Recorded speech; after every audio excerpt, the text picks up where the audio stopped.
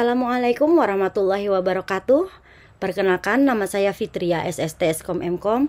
Saya adalah salah satu dosen pada program studi D3 Komputerisasi Akuntansi pada jurusan Akuntansi Politeknik Negeri Banjarmasin. Pada kesempatan ini, izinkan saya menyampaikan pernyataan diri dosen dalam unjuk kerja Tridharma Perguruan Tinggi atau PDD UKT-PT pada bidang pengajaran. Selama saya menjadi seorang dosen, saya pernah mengampu beberapa mata kuliah, di antaranya sistem operasi, aplikasi perkantoran, perancangan sistem basis data, perancangan sistem informasi, dan lain-lain. Pada kali ini saya ingin menyampaikan salah satu mata kuliah yang saya ampu, yaitu perancangan sistem informasi. Rumpun mata kuliah ini yaitu sistem informasi dengan bobot 2 SKS. Kode mata kuliah ini adalah D0220405 yang diajarkan pada semester 4. Deskripsi mata kuliah perancangan sistem informasi ini adalah mata kuliah wajib yang memberikan pengetahuan tentang konsep dasar sistem informasi, konsep organisasi, dan konsep sistem informasi manajemen, pengembangan sistem informasi, rancangan pengembangan sistem informasi, konsep perancangan terstruktur, alat bantu desain sistem, arus informasi dalam sistem, dan menyusun rancangan sistem informasi akuntansi. Tujuannya agar mahasiswa mampu merancang sistem informasi yang sesuai dengan kebutuhan manajemen. Sistem pembelajaran yang saya terapkan pada mata kuliah ini yaitu perkuliahan di kelas dengan menggunakan presentasi PowerPoint, video pembelajaran, dan materi dari referensi terkait yang disertai dengan penugasan dan diskusi kelompok. CPMK mata kuliah perancangan sistem informasi ini yaitu mahasiswa mampu merancang sistem informasi yang sesuai dengan kebutuhan manajemen dengan sub CPMK sebagai berikut. Yang pertama, mahasiswa mampu menunjukkan konsep dasar sistem informasi dalam bentuk ringkasan. Yang kedua, mahasiswa mampu menghubungkan konsep organisasi dan sistem informasi manajemen dalam bentuk struktur organisasi beserta tugas pokok fungsinya. Yang ketiga, mahasiswa mampu mendeteksi pengembangan sistem informasi dalam bentuk tulisan. Yang keempat, mahasiswa mampu menyusun rancangan pengembangan sistem informasi dalam bentuk ringkasan. Yang kelima, mahasiswa mampu menganalisis konsep perancangan terstruktur dalam bentuk ringkasan. Yang keenam, mahasiswa mampu mendemonstrasikan alat bantu desain sistem dalam bentuk gambar. Yang ketujuh, mahasiswa mampu menganalisa arus informasi dalam sistem dalam bentuk ringkasan. Dan yang kedelapan, mahasiswa mampu menyusun rancangan sistem informasi akuntansi dalam bentuk gambar. Materi pembelajaran yang ada pada mata kuliah ini antara lain, yang pertama adalah konsep dasar sistem informasi, yang di dalamnya mempelajari tentang konsep dasar sistem, konsep dasar informasi, dan konsep dasar sistem informasi. Yang kedua, konsep dasar organisasi dan sistem informasi manajemen, yang di dalamnya mempelajari tentang unsur organisasi, prinsip-prinsip organisasi, struktur organisasi, dan sistem informasi manajemen. Yang ketiga yaitu pengembangan sistem informasi, yang di dalamnya mempelajari tentang penyelidikan awal dan studi kelayakan serta penentuan kebutuhan sistem. Yang keempat, rancangan pengembangan sistem informasi, yang di dalamnya mempelajari tentang desain pengembangan sistem, implementasi, dan evaluasi. Yang kelima, konsep perancangan terstruktur, yang di dalamnya mempelajari tentang pendekatan perancangan terstruktur, metodologi pengembangan sistem dalam perancangan terstruktur. Yang keenam yaitu alat bantu desain sistem, yang di dalamnya mempelajari tentang data flow diagram atau yang kita kenal dengan DFD, simbol dalam DFD, fungsi simbol DFD, peraturan penting dalam DFD, petunjuk pembuatan DFD, DFD level, dan block chart. Yang ketujuh yaitu analisa arus informasi dalam sistem yang di dalamnya mempelajari tentang diagram alir prosedur, arus data setelah komputerisasi. Dan yang terakhir yaitu yang kedelapan adalah rancangan sistem informasi akuntansi yang di dalamnya mempelajari tentang analisa kebutuhan, menyusun rencana proyek, serta desain sistem akuntansi. Beberapa pustaka yang saya gunakan pada mata kuliah ini diantaranya pustaka utamanya yaitu dari buku Andi Kristanto pada tahun 2018 dengan judul Perancangan Sistem Informasi dan Aplikasinya yang diterbitkan oleh Gava Media Yogyakarta. Selanjutnya ada Yogianto HM dengan judul Analisa dan Desain Sistem Informasi, Pendekatan Terstruktur Teori dan Praktek Bisnis yang diterbitkan oleh Andi pada tahun 2017 di Yogyakarta. Serta pustaka pendukung lainnya yaitu dokumen kurikulum D3 komputerisasi akuntansi serta beberapa jurnal dan video pembelajaran lainnya yang terkait dengan mata kuliah ini. Metode pembelajaran yang saya terapkan pada mata kuliah ini adalah collaborative learning atau perkuliahan yang disertai dengan diskusi. Selanjutnya ada self-direct learning, yaitu pemberian penugasan pada masing-masing mahasiswa. Dan yang terakhir yaitu small group discussion, yaitu pembagian mahasiswa dalam beberapa kelompok untuk mengerjakan suatu proyek atau penugasan yang di akhir diskusi mereka harus melakukan presentasi terhadap hasil dari diskusi mereka. Pada mata kuliah ini saya menerapkan sistem penilaian diantaranya yang pertama kehadiran dengan bobot 15%, yang kedua perilaku dengan bobot 15%, yang ketiga penugasan dengan bobot 20%, yang keempat ujian tengah semester atau UTS dengan bobot 20%, dan yang terakhir ujian akhir semester dengan bobot 30%. Demikian penjelasan saya tentang perkuliahan yang saya laksanakan. Berikut ini merupakan cuplikan video proses pembelajaran untuk materi perkuliahan pada mata kuliah Perancangan Sistem Informasi. Selamat menyaksikan. Assalamualaikum warahmatullahi wabarakatuh. Waalaikumsalam warahmatullahi wabarakatuh. Selamat pagi semuanya. Semoga kita dalam keadaan sehat dan selalu bersemangat. Amin. Baiklah, sebelum memulai perkuliahan hari ini, ada baiknya kita berdoa menurut agama dan keyakinan kita masing-masing agar perkuliahan hari ini berjalan dengan lancar dan ilmunya dapat kita manfaatkan serta bermanfaat bagi orang lain. Berdoa mulai.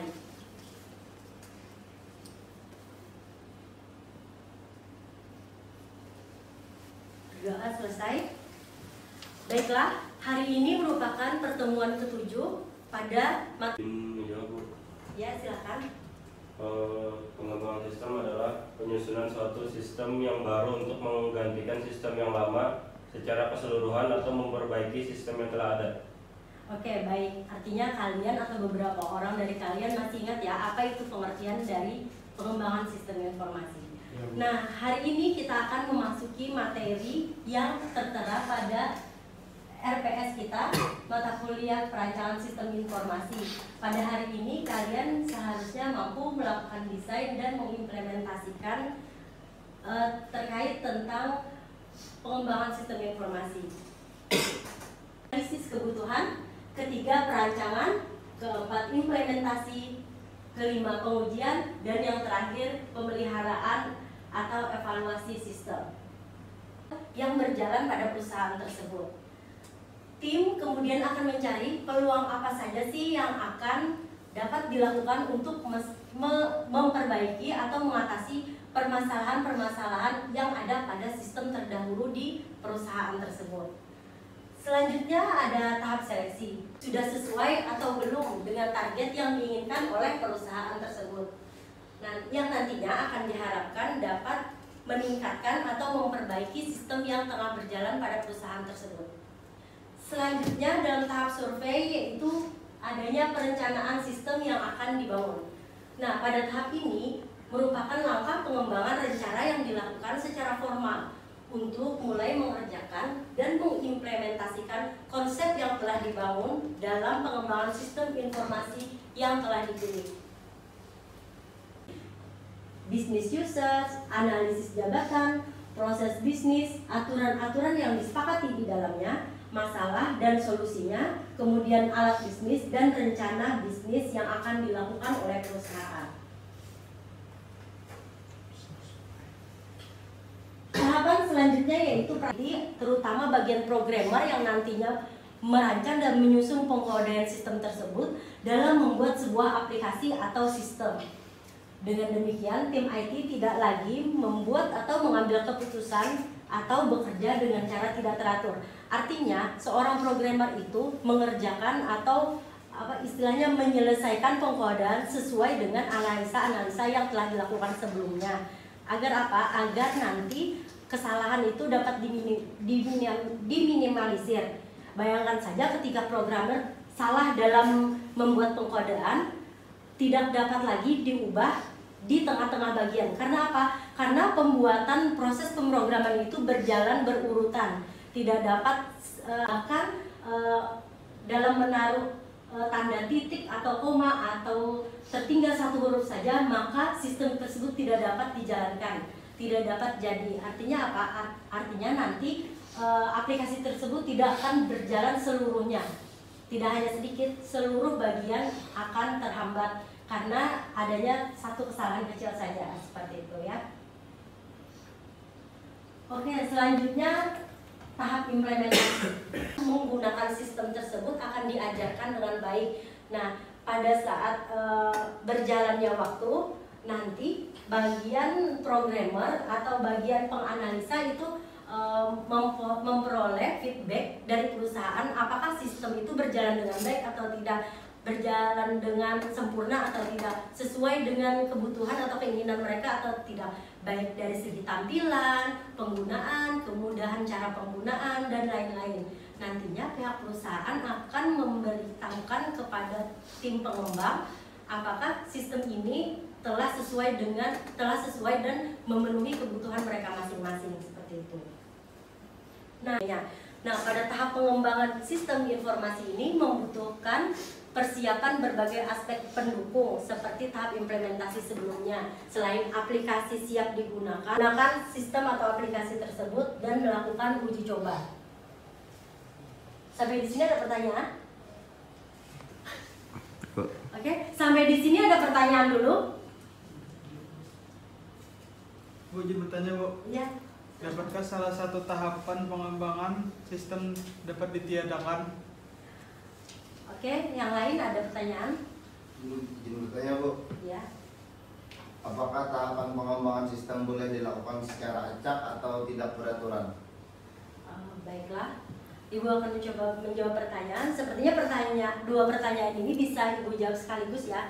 Yang pertama tadi, apakah salah satu tahapan itu bisa ditiadakan, dan selanjutnya apakah tahapan itu dilakukan secara acak? Secara acak. Baik.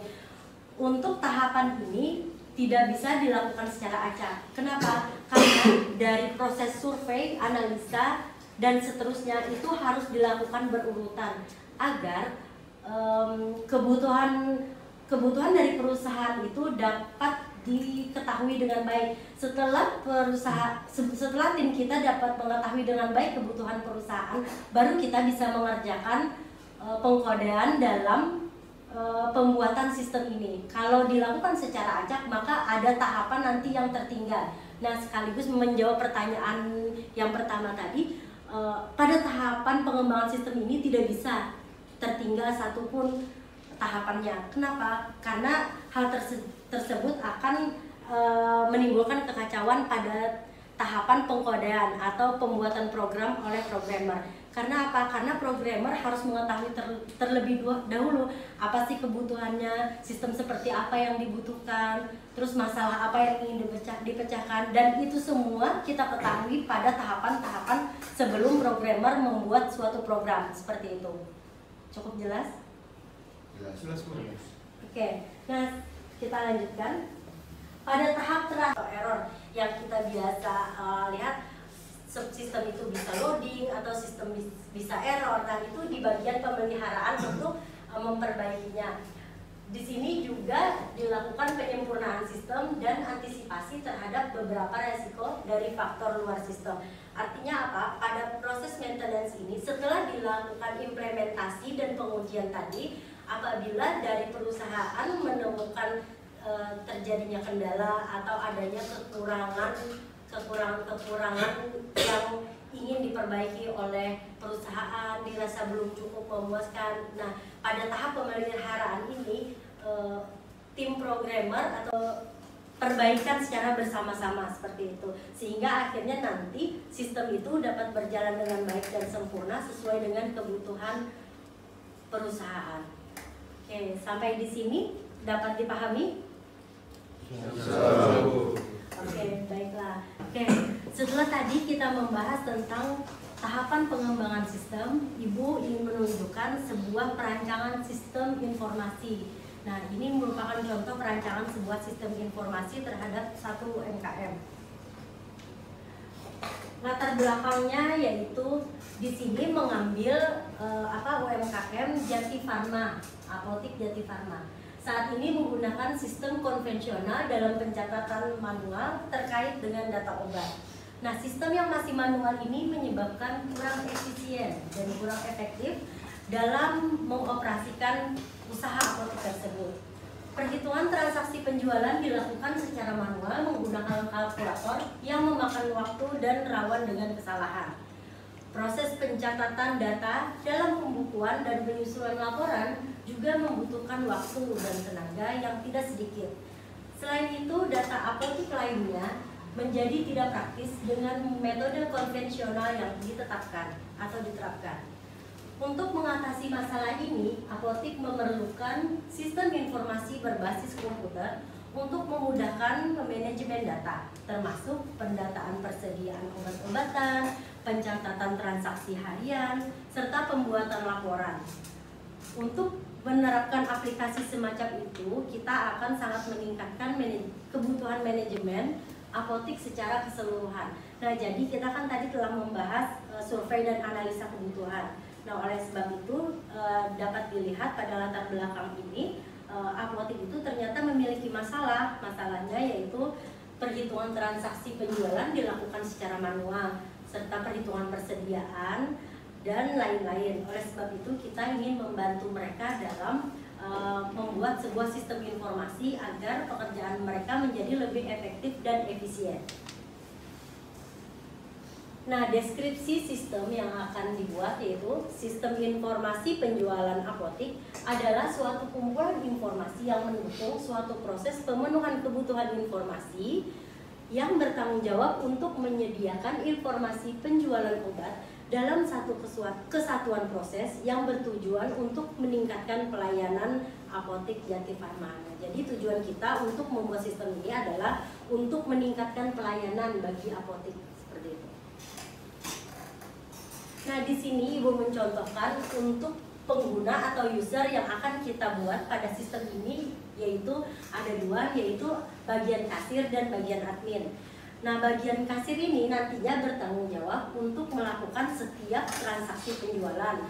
Mereka merupakan pengguna sistem yang memiliki akses terbatas dengan fungsi-fungsi terkait dengan proses penjualan. Jadi nanti si kasir ini dia memiliki hak akses terbatas pada sistem tersebut hanya untuk menghandle bagian penjualan seperti itu. Dan admin di sini adalah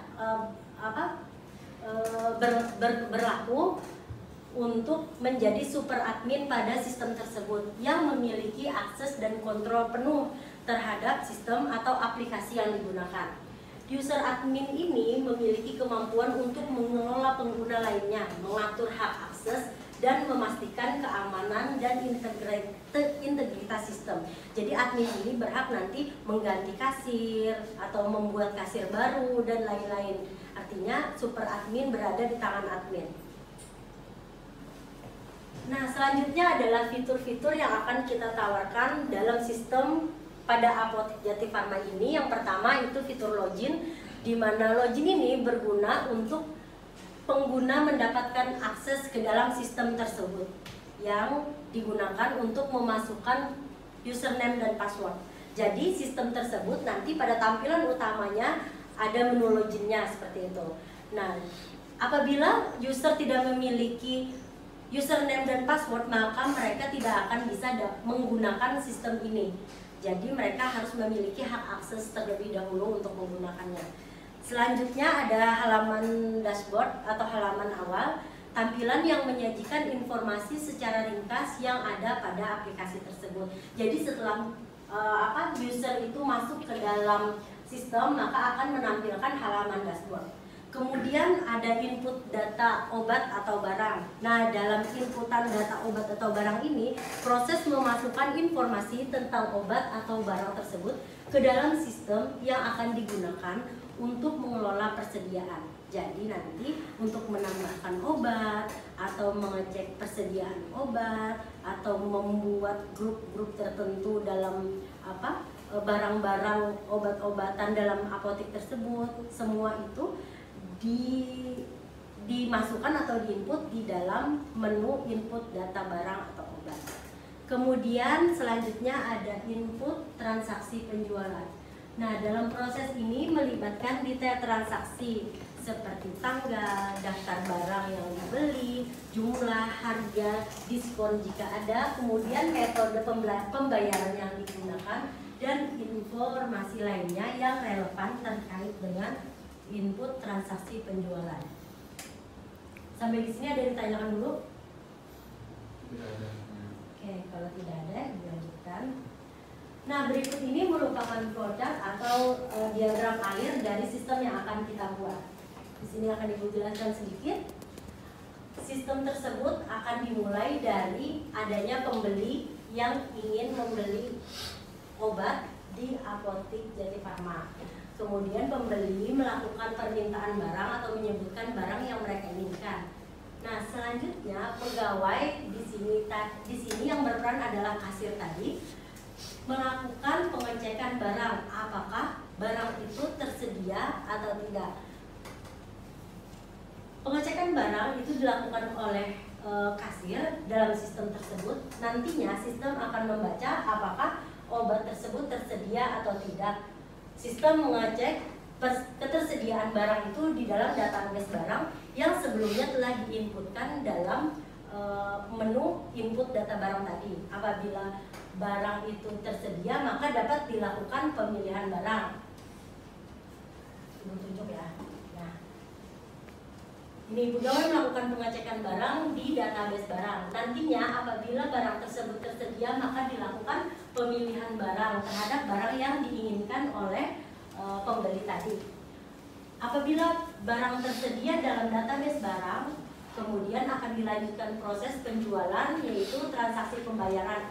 Namun apabila barang yang diinginkan itu tidak tersedia, maka proses tersebut itu dengan kata lain tidak dapat diproses. Artinya proses tersebut akan kembali ke atas ke dalam database barang.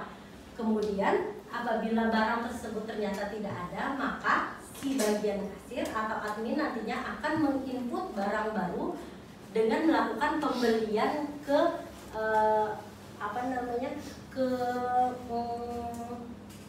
tempat penjualan obat utama seperti itu. Jadi mereka harus melakukan order terlebih dahulu sehingga nanti barang tersebut tersedia. Nah, di sini apabila barang telah tersedia, transaksi pembayaran dilakukan, dan apabila transaksi pembayaran telah selesai, maka barang yang dibeli oleh pelanggan tersebut akan berstatus terjual. Apabila barang tersebut telah statusnya berubah menjadi terjual, maka di dalam database penjualan barang akan bertambah sehingga nantinya stok dalam database barang ini akan berkurang. Kemudian setelah proses tersebut selesai dilakukan oleh sistem, maka proses tersebut selesai. Nah, kita kembali lagi, jika barang tersebut tidak tersedia, maka akan kembali lagi ke proses awal untuk dilakukan pengecekan terlebih dahulu. Setelah barang itu dicek ternyata memang tidak ada, nah baru kasir atau admin nanti melakukan order sehingga perlu dari awal lagi menginputkan barang baru seperti itu. Sampai di sini ada pertanyaan? Jadi cukup ya penjelasan tentang flowchart-nya. Nah, mungkin nanti minggu depan Ibu akan meminta kepada kalian untuk membagi kelompok seperti itu. Kalian ibu tugaskan untuk melakukan survei atau analisa kebutuhan untuk melakukan desain sistem seperti yang telah ibu contohkan tadi. Jadi masing-masing mungkin satu kelompok itu terdiri dari 4 atau 5 orang. Kalian coba cari UMKM yang mana yang mungkin kalian bisa buatkan gitu, atau bisa kalian desainkan sebuah sistem agar mereka lebih mudah seperti itu untuk melakukan proses penjualan ya. Jadi nanti minggu depan ibu harapkan kalian dapat bekerja secara kelompok untuk melakukan survei awal, kemudian kalian cari analisa kebutuhannya, kalian bikinkan flowchartnya, dan nanti akan kalian presentasikan per kelompok seperti itu. Sampai di sini ada pertanyaan? Ya. Bertanya Bu. Ya. Kan kalau di supermarket itu kan multi device kan Bu. Ya. Kira-kira lebih efisien mana Bu, menggunakan wifi atau bluetooth atau kabel untuk saling terhubungnya Bu? Maksudnya gimana? Kan misalnya komputer 1 kasir 1, kasir 2 komputer 2. Nah, untuk menyatukan sistemnya itu Bu, kira-kira lebih cepat mana Bu perkiraannya, pakai wifi atau bluetooth atau kabel langsung terkoneksi? Biasanya mereka itu menggunakan rangkaian jaringan seperti itu, jadi jaringan kabel. Jadi kalau website, biasanya aplikasi yang bersifat website itu mereka terhubung melalui jaringan langsung. Jadi jaringan langsung berupa kabel atau bisa jadi wifi bukan bluetooth ya. Mereka memasukkan IP address yang sama, kemudian akan tampil halaman yang sama. Jadi mereka itu sudah terintegrasi dimanapun mereka membuka seperti itu. Otomatis karena berada di satu database yang sama, maka tampilan dan isi dari sistem tersebut pasti sama seperti itu. Jadi ketika ada proses penjualan yang dilakukan, apabila barang sudah keluar, maka di database secara langsung mengurangi stok, jadi jadi langsung hubungannya nanti ke persediaan seperti itu. Ada lagi? Tidak ada Bu, cukup Bu. Ya, jadi biasanya kalau tidak dalam bentuk jaringan di dalam atau menggunakan wifi, kemudahannya menggunakan wifi ini apa? Nantinya pemilik atau user utama, pemilik dari minimarket atau perusahaan tertentu dapat mengakses di mana saja mereka berada, sehingga nanti laporan dari persediaan, laporan penjualan, keuntungan kerugian itu langsung dapat diakses secara terpisah oleh pemilik toko tersebut seperti itu ya. Oke, ada lagi?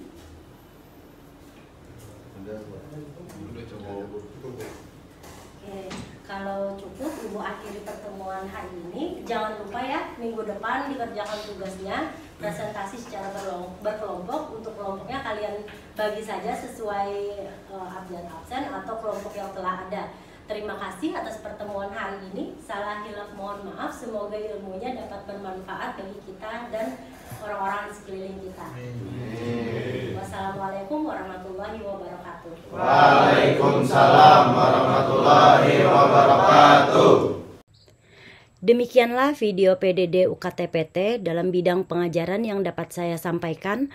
Mohon maaf jika ada kekurangan. Atas perhatiannya, saya mengucapkan terima kasih. Wassalamualaikum warahmatullahi wabarakatuh. Kota Baru.